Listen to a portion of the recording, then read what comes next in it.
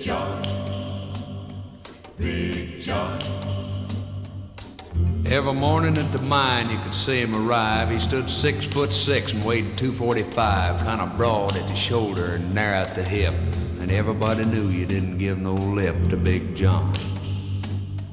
Big John, Big John, Big Bad John, Big John.